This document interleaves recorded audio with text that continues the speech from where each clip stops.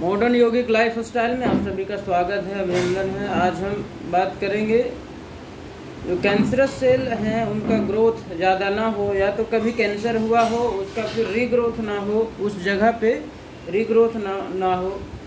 क्योंकि कैंसर का जो ट्यूमर है उसको हटा देने के बाद वहाँ रीग्रोथ होने के चांसेस बहुत रहते हैं। क्योंकि ना तो आप डाइट जिसकी वजह से हुआ है डाइट स्टाइल चेंज किए हैं, ना कुछ चेंज किए हैं, तो निश्चित रूप से वहाँ बहुत दिनों के बाद, या वो डिपेंडिंग अपॉन आपका डाइट प्लान क्या है और आप एक्सरसाइज वगैरह करते हैं नहीं करते हैं, इस पर डिपेंड करता है कि वो कितना जल्दी फिर से रीग्रोथ उसका हो जाए, कैंसरस सेल बन जाए। तो उसको दोबारा नहीं हो, इसलिए आपको क्या करना चाहिए, आपको वैसे अभ्यास करने चाहिए जिससे कि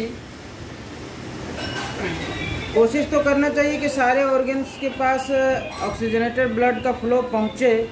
लेकिन आपका ज़्यादा एज वगैरह हो तो आप कुछ वैसे अभ्यास कर सकते हैं जिसको बैठे बैठे किया जा सकता है। तो सबसे सिंपल सा अभ्यास है बीट थेरेपी। इसको पीट थेरेपी भी कहते हैं। इस तरीके से आप धीरे धीरे बिल्कुल लंबी गहरी सांस भरेंगे और धीरे धीरे इस तरीके से करेंगे 5 टाइम्स इधर से, फिर 5 टाइम्स इधर से करेंगे। इसी तरीके से दूसरे हाथ में 5 राउंड करेंगे।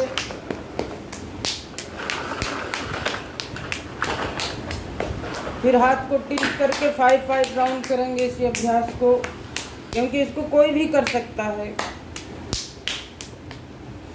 उसके बाद फिर क्योंकि ज़्यादा जो दिक्कत समस्याएं होती है कैंसरस सेल का वो इस एरिया में ही होती है, तो इसीलिए यहाँ से कमर से ऊपर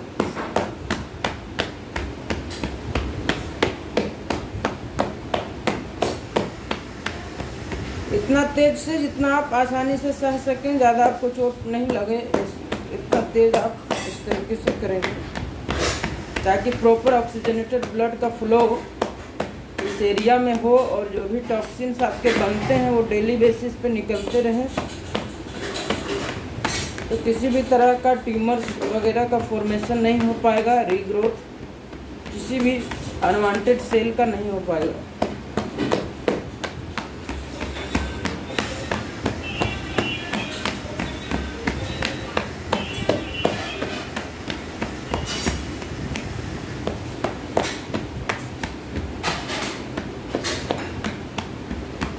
एक मिनट के लिए करें, फिर थोड़ा रिलैक्स करें। 1 मिनट के लिए करने के बाद फिर 1 मिनट का रिलैक्स करें, फिर करें। इस तरीके से 3 राउंड कर लें। उसी तरीके से फोरहेड से कर सकते हैं। उसी तरीके से यदि आप खड़े हो सकते हैं तो पैर में कर सकते हैं, या बैठ के भी पैर में इसी तरीके से कर सकते हैं। तो फोरहेड में इस तरीके से भी कर सकते हैं। फिर साइड में, फिर ये नेक के साइड में, फिर इस साइड में, फिर फेस पे। इस तरीके से आप कर लें। इस तरीके से करने से आपका जो रीग्रोथ है कैंसरस सेल का वो नहीं होगा। इसके साथ साथ प्राणायाम का अभ्यास करें। इसमें कपालभाति प्राणायाम, और यदि वो नहीं हो पाए तो अनुलोम विलोम प्राणायाम, भ्रामरी प्राणायाम, ये सारे काम करते हैं। कोई सा भी एक प्राणायाम करें, लगभग 5 से 10 मिनट जरूर करें डेली। कपालभाति प्राणायाम करने का तरीका इस तरीके से मुद्रा बना लें, आपान वायु मुद्रा। दोनों नीच पे रख लें और बिल्कुल शरीर को ढीला रखें। स्पाइन स्ट्रेट होना चाहिए, नेक स्ट्रेट, कमर भी स्ट्रेट, किसी भी पार्ट्स को इधर उधर झुकाएंगे नहीं और बीच बीच में ध्यान देंगे। एक झटके के साथ सांस को बाहर छोड़ेंगे, नेवल सेंटर पर ध्यान रखेंगे। जब आप सांस छोड़ते हैं तो ये पेट आपका अंदर की ओर जाएगा।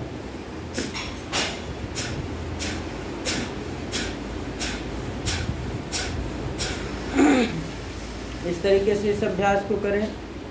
यदि ये करने में कठिनाई आ रही तो इसको मत नहीं करें। जो भी अभ्यास करने में आपको दिक्कत आ रही हो, कठिनाई, उस अभ्यास को नहीं करना चाहिए। उसके बाद अनुलोम विलोम प्राणायाम, हाथ को या तो इस तरीके से रखें या इस तरीके से, जैसे आप आसानी से रख सकते हैं। इस तरीके से रखेंगे तो ज़्यादा देर तक आसानी से कर पाएंगे, क्योंकि ग्रेविटी के जो लाइन है उसी के लाइन में जब रहेगा तो यहाँ पे पेन कम होगा। इस तरीके से करेंगे। 2 उंगली को मिडिल और इस इंडेक्स फिंगर को यहाँ पे लगाते हैं आईब्रो सेंटर पे, और ये आपका थंब और रिंग फिंगर फ्री होगा नोस्टल को ओपन और क्लोज करने को, नोस्टल को खोलने और बंद करने के लिए। इस तरीके से स्टार्ट करेंगे लेफ्ट नोस्टल से।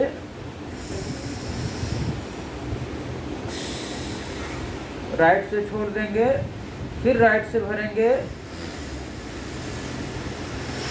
लेफ्ट से छोड़ देंगे, फिर लेफ्ट से भरेंगे, राइट से छोड़ देंगे। इसी तरीके से लगातार करते रहेंगे लगभग 5 मिनट। यदि एक हाथ थक जाए तो दूसरा से भी कर सकते हैं, कोई दिक्कत नहीं होती। इस तरीके से 5 राउंड करेंगे। इसके बाद ये सारे अभ्यास कर लेने के बाद इसमें भी दिक्कत आ रही हो तो भ्रामरी प्राणायाम या तो अनुलोम विलोम और भ्रामरी भी कर सकते हैं, दोनों। इस तरीके से कान को ठीक तरीके से बंद करेंगे, बाहर का साउंड बिल्कुल अंदर नहीं जाना चाहिए। और 7 राउंड्स 11 राउंड्स जितना आप आसानी से कर सकें उतना करेंगे।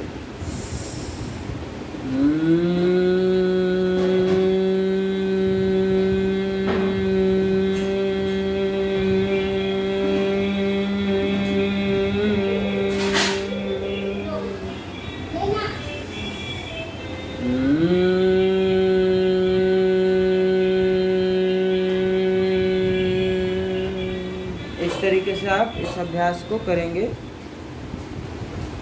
इसके बाद का अभ्यास, एक और अभ्यास बहुत ही ज़रूरी अभ्यास है, उसे आप करेंगे।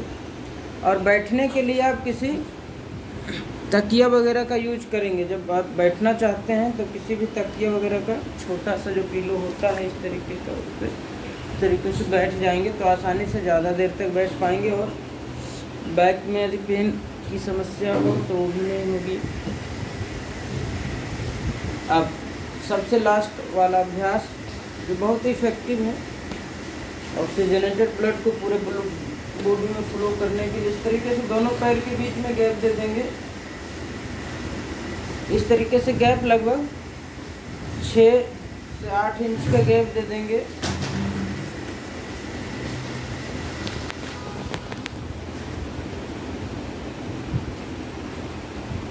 दोनों हाथ को भी कमर से थोड़ा बगल में रखेंगे, बिल्कुल लूज। अब पैर को आप मोड़े रखेंगे इसी तरीके से। लंबी गहरी सांस लेंगे, ब्रीद इन करेंगे नेवल सेंटर ऊपर, ब्रीद आउट करेंगे नीचे। इसी बिल्कुल अपना ध्यान नेवल सेंटर के मूवमेंट पे लगाए रखेंगे और लंबी गहरी सांस भरेंगे, छोड़ेंगे। दोनों हाथ की मुद्रा अपान वायु मुद्रा में रखेंगे, इस तरीके से रखे रहेंगे ग्राउंड पे।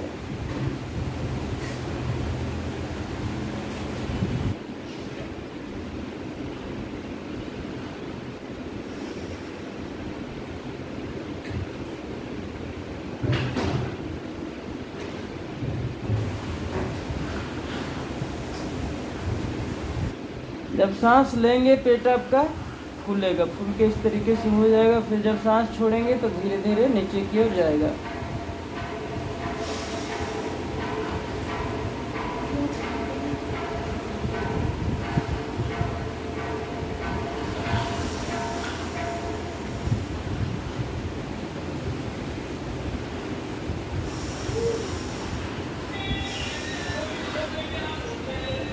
बिल्कुल धीरे धीरे सांस को अंदर भरेंगे, छोड़ेंगे।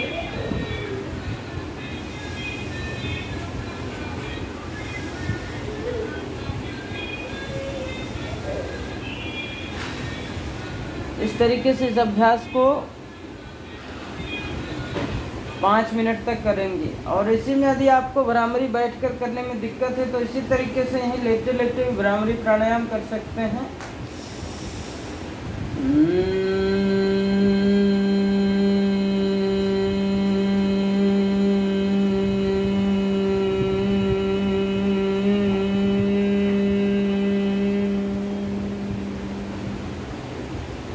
Very good. इतना अभ्यास आप करेंगे तो ना कैंसरस सेल का ग्रोथ होगा, ना और भी दूसरा सा कोई भी बीमारी आपको हो पाएगा।